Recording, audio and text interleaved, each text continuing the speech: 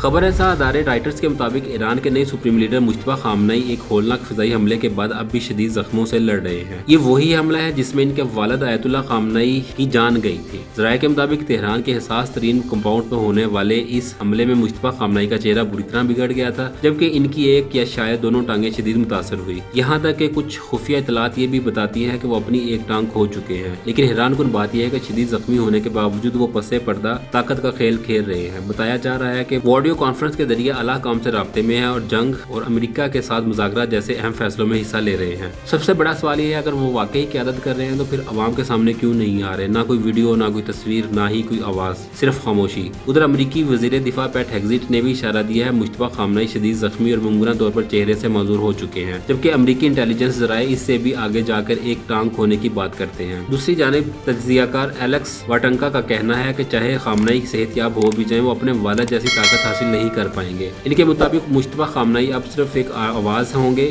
फैसला कुन ताकत नहीं।